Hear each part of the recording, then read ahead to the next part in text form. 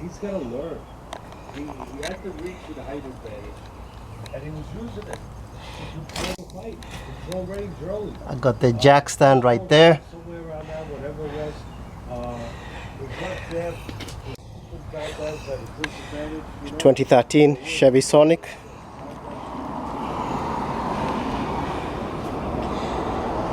We're gonna replace the oil. That's the oil filter right there. I'm shooting with an old Sony Sure Shot. Man, you can't say that word when you're African. Yeah, so let's do the oil change.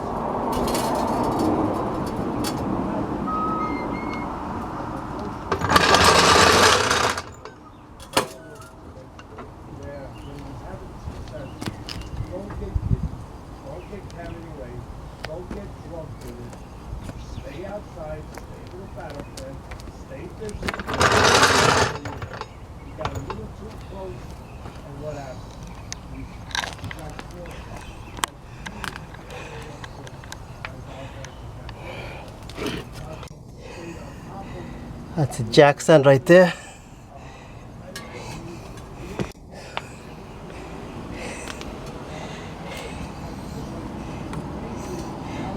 The wheel is in there. That wheel is in the ground. I think it's in there. Yeah, I think it's a little bit there.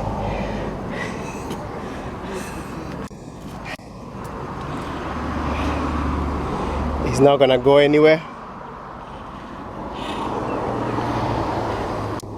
Let's see how this Sure Shot does.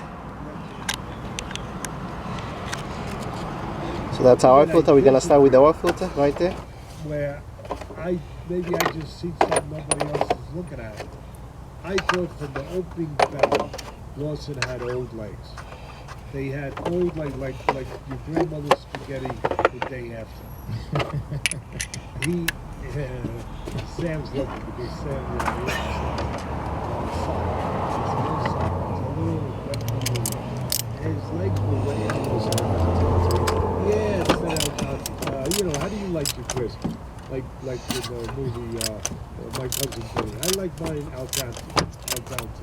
Yeah. I don't know if anybody al dente. I don't know if anyone has crisp. But anyway, that's what she's saying. My Cousin Billy. Lawson's legs were wet and noodly from the beginning, as they were in the first Ortiz fight. That concerns me, and maybe you get embarrassed. But you're not going to get punched in the head. When it happens in boxing, you're going to get punched in the freaking head. And again, I think the Nevada Commission's got to be looked at. I think the New York Commission has to be called to the match. They still haven't, as far as I know, sent a team of medical people, proper medical, whatever, to evaluate Ryan Garcia. The commission will say, we medically cleared him, and we put him in Morocco as an opponent, because he was the big underdog. Okay, at the end of the day, are you gonna feel, is the commission gonna feel like that they were shown to be right? That it was rectified what they did? That it was shown to be the correct move when the guy gets knocked out in 7? I don't think so. Now, I know anyone can get knocked out, but they put a guy in, it's not anyone. This ain't anyone. This is a guy who got knocked out 1 round by Virgil Ortiz, who was controversy all over the place. If he had failed a CAT scan or a brain scan, they put him back in with a fighter who was a big favorite, and he gets stopped again. Yeah, it went 7 rounds, but he got wobbled a couple times during the course of the fight, and he didn't look sturdy from the outset. So, that's the only reason I'm bringing up. This is what I'm saying, my conclusion. I'm worried about loss. I'm not trying to stop him from making a living. Look, God bless him. He's a fighter. He makes a living doing. I don't want to take that away, but I don't want to take your life away either. I don't want to take your health away either. That's more important to me. Responsibility, because they're really safe. So where are we going? At the end of the day, where is his career at? He's older now. He's got a certain amount of tough fights in his career. Where are we going? He's, you know what I mean? Yeah, last one here. Steps up to cruiserweight. Hands Arsen Goulamirian with his first loss. Drops him to 27-1. Takes his WBA cruiserweight belt. I thought the fight was pretty even to about halfway. I thought it looked like Zerto might be gassing out after 2 rounds, but he picked it up and outboxed him in the second half of the fight. I'm dying to hear what you thought of this. What you thought of Zerto at cruiser? Did you have a long career there? At cruiserweight, I thought he would become the champion. He beat Smith in his first fight, tough fight, Joe Smith. He beat him. So just replace the oil filter. That's where the oil filter is on this 1.8 Ecotech. He got his only loss to the great Beaver.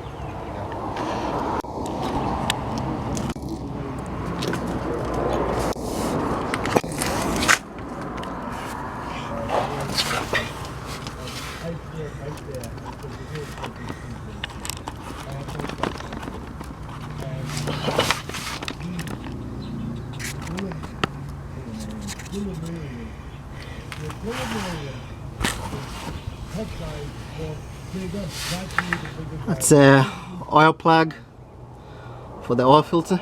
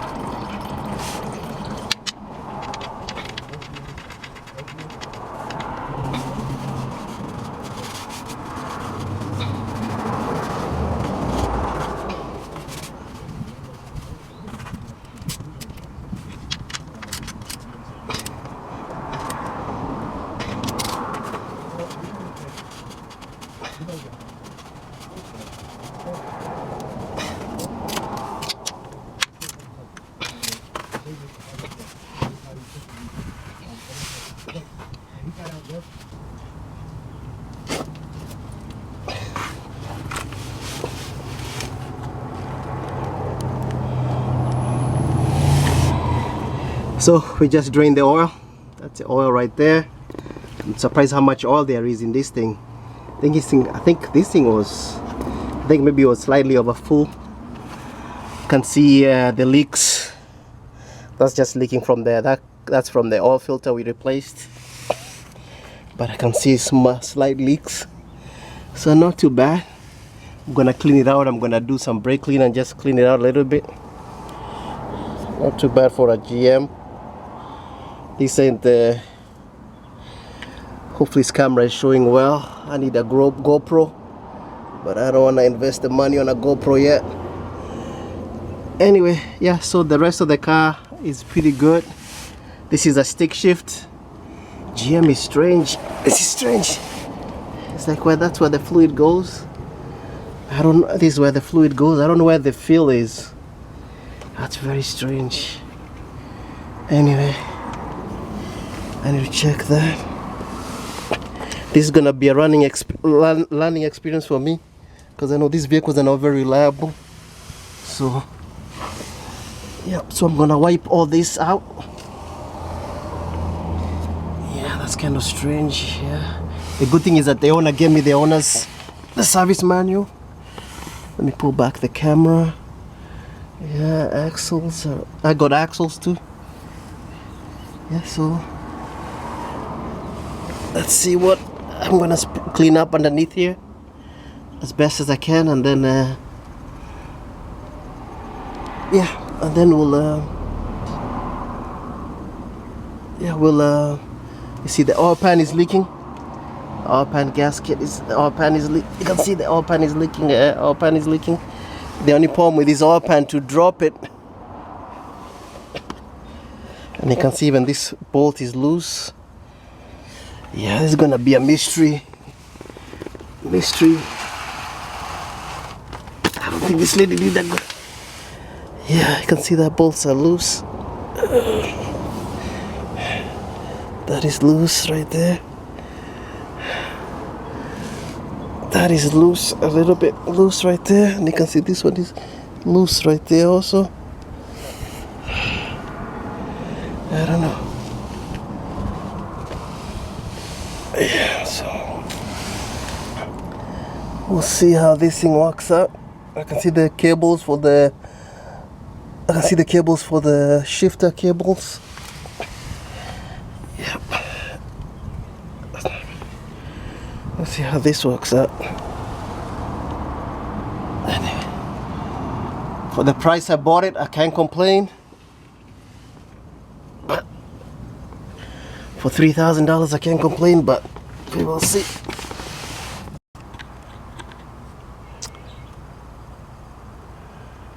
So some Lucas mystery oil.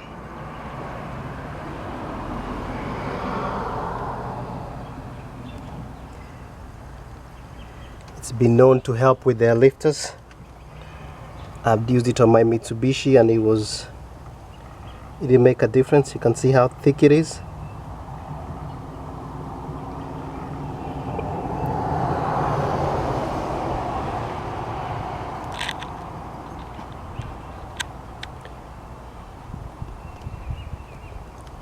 I had done an oil change for somebody, and I had some 520.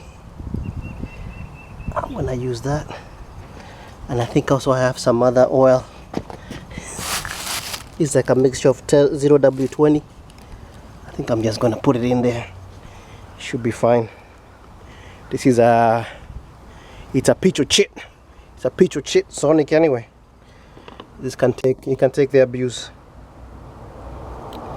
Yeah, so far what I found with the car, my shifter linkages are not working 100%, and these are these cables here. But even this whole thing is not. My God, this is gonna be. My God, this is gonna be.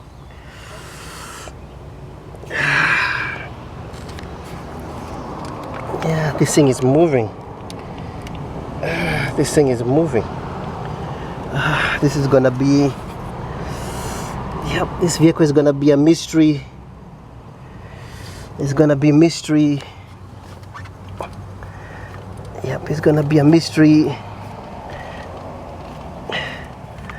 Yeah, that thing is moving. That whole thing is moving. This whole thing is moving here. And that's why it's not getting into first gear. So this is gonna be a mystery. I might just have to end up pulling the clutch on this one. I don't know what the hell they did.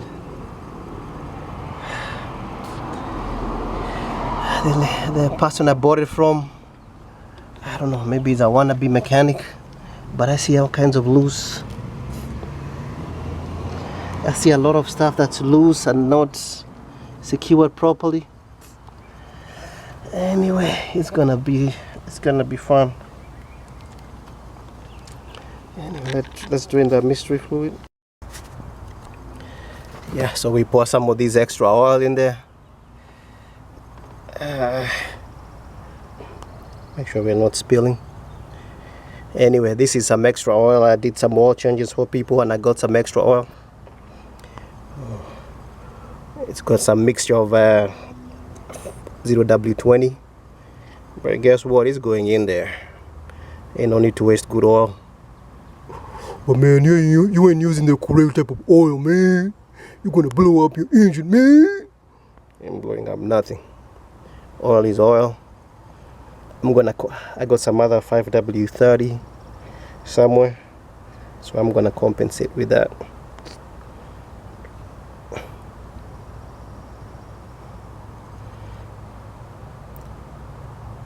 So I mixed 5W30.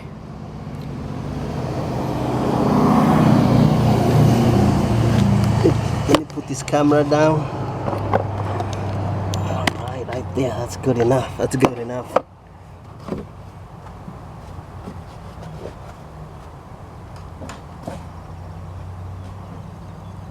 So we're gonna clean underneath here a little bit.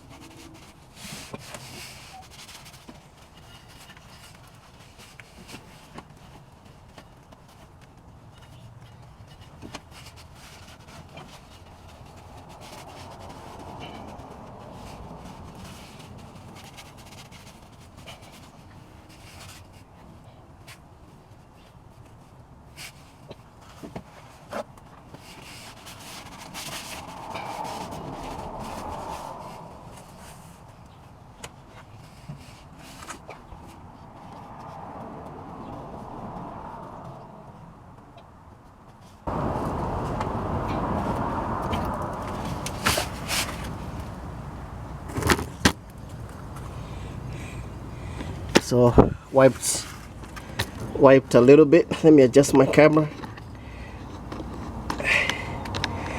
Wiped a little bit, made it look a little bit better. Let me pull back a little bit. Maybe made it look a little bit better. I gotta tighten some of these screws here, tighten them up a little bit. I'm gonna check the fluid on this next time. That's something else I gotta check and even change it, and take it from there.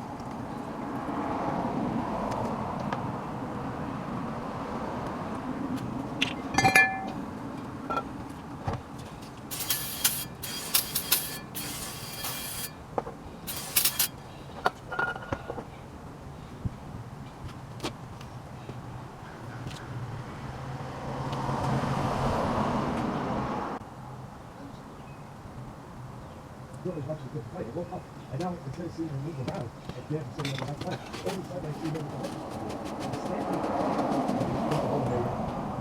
And the length they can know with him. He's got my favorite type. I think he's sweeping. I'll be philosophy with this. He was what his nickname said, sweeping. He was super range, but he was a sweet person. He was really bad. And he was sweeping. And the way Whitaker did, it was making a bunch of plays about time. Well, he did right funny. He stood right funny, but Chris Amaro would say, he couldn't hit him in the backside with a half court. Now the was his fight. He's right in front of the guy.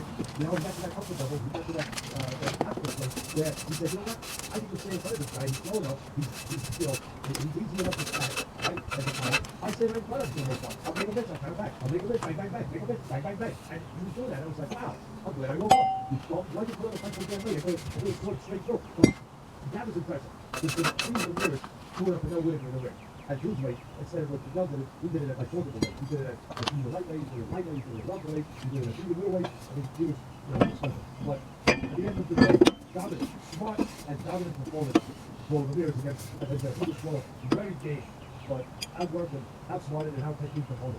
I would love to see the Raiders in your drive Apatea. He's 24 1 and 18 knockouts. He's going to be good, I believe. I hope I'm saying the same thing. Dave Apatea. And I would love to see the Raiders do that because I like the Apatea. I like the Apatea. He's crazy. I would like to see them. And I would love to see them.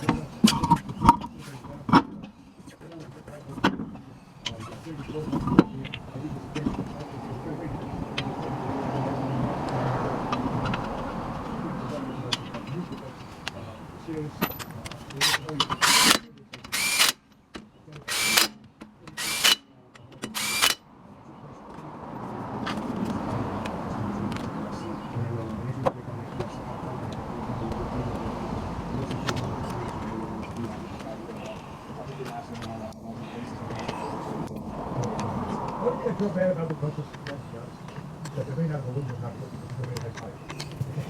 Fair enough. No, because they did that. Because as soon as I get trouble like that, and he could have put a few of the fight. But, again,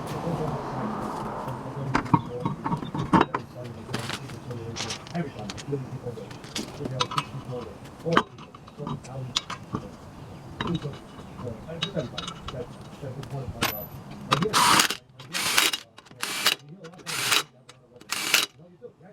because part of the animals up here, it's not so difficult, but it's nothing. You have to be a good friend of mine. And you know you have to be a friend of mine. That's not the point. You have to write that. You have to write it. And that's the most important thing. We have paid for people. The most important thing is just to let somebody know. Without a doubt. That's exactly. And I'll leave it at that. After Easter, I hope I wouldn't, like I said, I great Easter.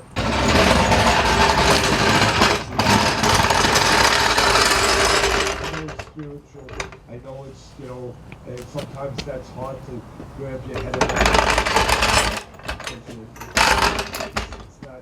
It's not physically tangible where you see somebody go, well, what they can do, like, oh, I can't have the ability to do that. Yes, you do. If you see somebody that looks like they're alone, one of your neighbors or somebody you know is living alone, or comes into your knowledge that they're alone, just take a walk over there. Get in your car right over there. Just tell them, hey, I'm better than you're right. They are underneath Warner Wagner's front porch for a year. But I will say, and Pedro, my friend Pedro helped me with this, at the will with you. And that's part of the reason why we had the journey, the successful journey that you had. For those who don't know, is the all-in-one green drink made from 75 whole ingredients. You take one scoop in the morning every day. It's like an insurance policy for your body's health and immunity. And honestly, when you run down, especially when you're not sleeping, but you want to make sure you're getting all the vitamins. And probiotics is athleticgreens.com/atlas to take advantage of a special offer for our listeners. 10 free travel packs with your first purchase. Appreciate it. We'll be back next week with another action.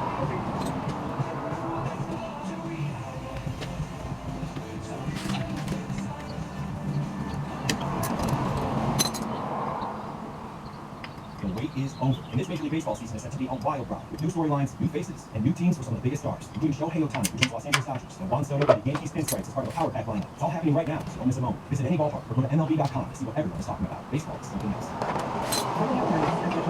This is the day.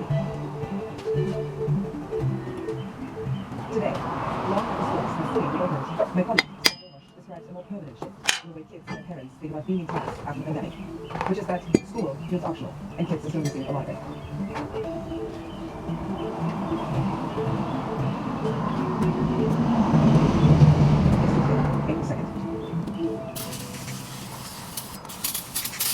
You're a location reporter, and you've been looking at what's happening in schools since the pandemic, where kids lose many hours of class and fell way behind on an early target. It's been 3 years since more kids went back to school, so we're waiting for kids to long-term enrollment, but got it. And then we're also seeing still a lot of behavioral challenges in the classroom. Kids having a lot of trouble regulating their emotions and their ability to sit in the classroom and respond when totally wrong and be able to study. So, as a patient reporter, I'm following all of these trends and wondering, what is it? And how do you answer that question? Why aren't kids back to normal? So I came across this data in this report that really crystallized things for me, and it was about absenteeism, the share of students who are missing a lot of days at school. Before the pandemic, about 15% of U.S. students were chronically absent from school. After the pandemic, 28% of students were chronically absent from school, so that's almost double. Wow. And last school year, the last school year for which these national estimates are available, and that typically works out to about 18 days out of the year.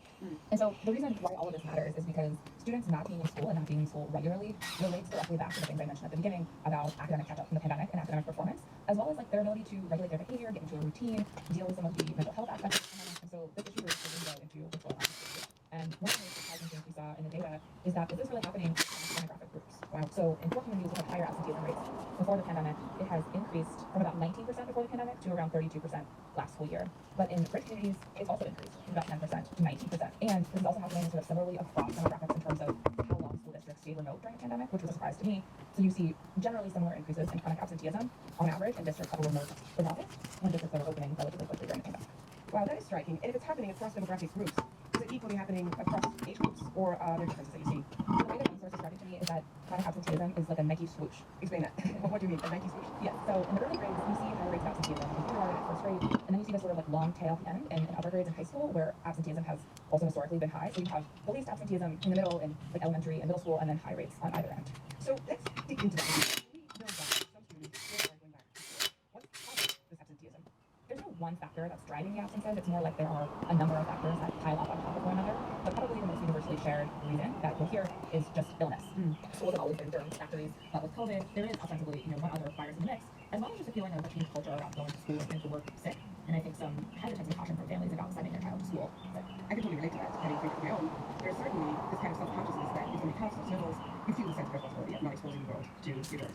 Yeah, and I think some of our new cultural change for everyone's health since the pandemic, but also that we are now trying to fight against in terms of having some new messages to remind people that school is mandatory. It is mandatory, and they're sort of trying to re-encourage families to send their kids to school unless they're actually grown up and have a path. So it's sort of a new recalculation and calibration. So, okay, sickness is one of the things that's keeping kids home now. What else? I think mental health and anxiety is another big issue, something I really know about in parents and counselors. So we know that students and children experience increases in depression and anxiety during the pandemic, lots of disruption to their school and home lives. And what I'm hearing from parents as well as counselors is just a lot of increases in anxiety and relating that to school to school, because they were removed from school and were able to have distance and a barrier during critical periods of development, and re-engaging with that has been pretty hard on a lot of kids. Hey, Dana. There's this one parent I spoke with in Atlanta. Her name is Dana Shefsky. She's a mom of 2 teenagers, and she went through this with her son, who's now 13. Because my son, he's very bright. Before the pandemic, she described him as like really social, and also very well liked, extremely athletic, and gifted in that way, loved to do sports. And those sort of major collaborations of middle school, both socially and academically, and he has decided to have things every day at any cost possible. And by the end of the fall, we went from busy school with teenagers for a month to by October of that school year, he was just leaving entirely. Because they have stopped going altogether. So it almost seems like Dana's son is stuck in this kind of vicious cycle where fear and anxiety, you get more fear and anxiety. Yeah, and the crucial thing is that her and her husband are able to work from home. This is one aspect of this, but some parents do not have the ability to work from home now, which she would say like, is a factor in allowing this to happen. And completely with even school, it's just to have an experience people, but if they represent as some of the push and pull that kids are experiencing right now, where feeling interest can make you want to avoid school, but then the more you don't go to school and out of your routines, it can make you feel more anxious about going. So it can be a vicious cycle. And within our experience, it's just some real questions to mention to help you out. Okay, so anxiety about school and different theories about business are probably as drivers for this theme. Yeah, there are a number of other reasons, and for this, it can depend on family situations. So if a couple to you break it out into two different categories: higher income families and lower income families. For higher income communities and higher income families, hearing a lot more that families are going on vacation, they're not so beholden to the spring break calendar. Sort of like, no problem, let's add on a few days at the end, maybe we'll go off peak travel season. Ever to the number of people that just aren't thinking about it anymore. Like, if you went online during COVID, you know, you can just sort of make it up online or sort of figure it out, but there's not that sense of obligatory attendance as there has been before. So basically, looking at your family is that it's going always to show up, and maybe some parents are even taking advantage of that. Yeah, I mean, I think it's playing out different ways depending on your family circumstance. So if you're a higher income family, maybe you're going to handle the deal, you go to Hawaii for 2 weeks and it's not the peak travel season. But if you're a lower income family, you have different reasons. It's the same underlying philosophy, but there's different motivating factors. But it also just doesn't feel mandatory anymore, that any one of those barriers is just a little more likely to keep you home. It's quite a contrast, isn't it? It's almost like a perfect satirical snapshot of a very unequal society, right? I mean, this Spanish kid here in school is working, and most of those kids go to school because of vacation. Yeah, and actually really speaks to like some of the other things about absenteeism, where if you're a higher income student, you're less likely to be academically effective because you're serious in that school, whereas lower income students, it's more complicated in school because the things that they're missing for are not necessarily academic or business. So it sounds like there were a few things that were set in motion over the pandemic that exactly that were lifting. And then, because of the way the world set business into reality, and developed new habits and attitudes to sickness and remote work, you have this kind of perfect storm that results in kids chronically missing more school. Yeah, and I think on an individual level, for any particular student or family, it might not seem so significant for one day on picnic or one day you go on vacation, but it does seem to add up. And then when you look at a school level or a system level, and the large number of students and families that's impacted, you also start to see this is having a huge impact on education. We'll be right back. Brought to you by the Capital One Venture Expo. Earn up to 2x miles on everything you buy. Enjoy everyday purchases and extraordinary trips. Plus receive premium travel benefits, like access to over 1,300 airport lunches and a $300 annual credit for bookings for Capital One travel. Unlock a whole new world of travel with the Capital One Venture Expo. What's in your world? Terms apply. Not all this is change. See Capital One discount 30 minutes. I'm Mrs. Doreen, Village Editor Wells and New York Times. There's a lot of misinformation on housing on this space, but at the New York Times, we know that we apply the same journalistic standards to everything we write about. Whether it's the gut microbiome. Looking at this gives us a clear picture of the challenges facing schools right now. And part of why this is so relevant is because absenteeism has impacts beyond the students who are absent themselves. So not only is it bad for their academics, there's research that shows that when classmates are absent, it can negatively. So we talk about the negative impacts of missing school and the kind of removal, if you will.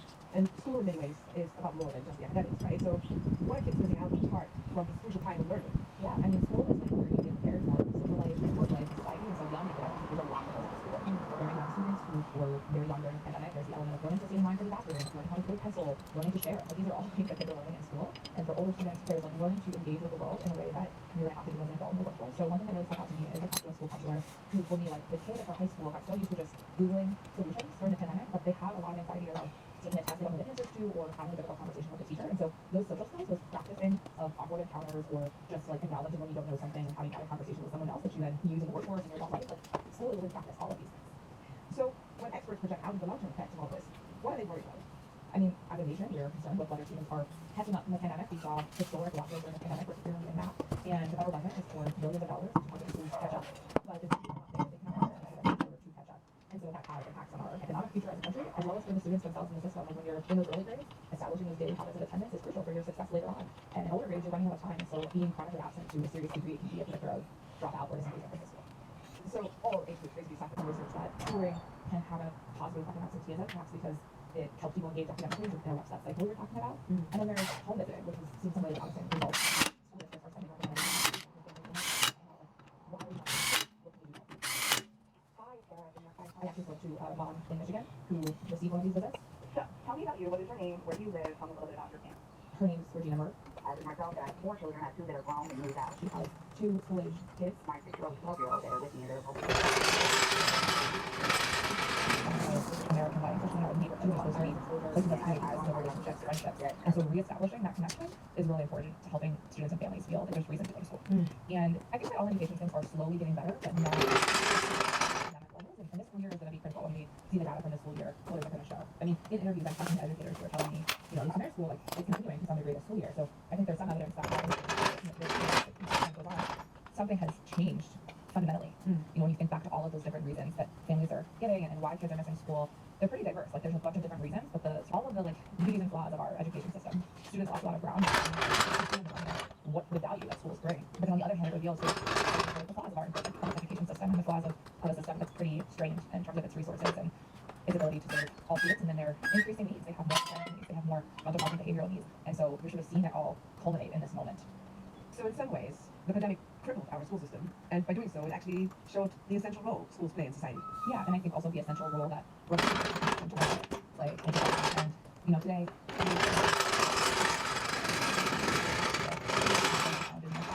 I hear parents feel failed in some ways by the schools like that, and like their kids are not getting what they need. And so we're at this moment where we're sort of at a crossroads. Will those schools stay optional, or will we come together and have us trust be rebuilt? Will schools be the pillars in our community going forward? Sarah, thank you. Thank you.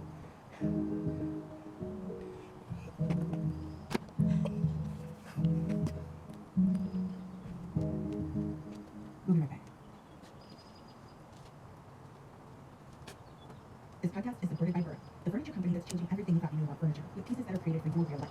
And now they're $200 in bonus bets, win or lose, when you place your first $5 bet. Visit FanDuel.com/PodNC to get started. On Sportsbook. 21 plus, your present and first time money wager only. $10 deposit required. Bonus issued is not part of bonus bets that expire 7 days after receipt. Restrictions apply. See full terms at FanDuel.com/sportsbook. Gambling problem? Call 877-718-5543 or visit morethanaGame.nc.gov.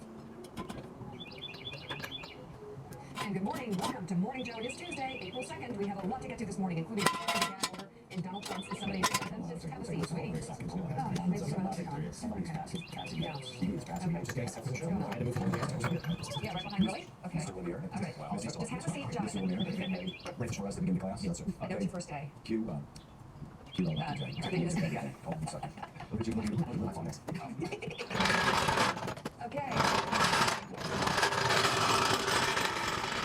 It's Tuesday. And we'll get to all that's going on this morning. The expanded gag order in Donald Trump's hush money case comes as the former president came up with the cash needed to appeal for his civil fraud judgment. We'll talk about that. Meanwhile, on Wall Street, Apple looks more like a meme stock with shares of the company plunging yesterday, significantly lowering Trump's net worth. I never understood this.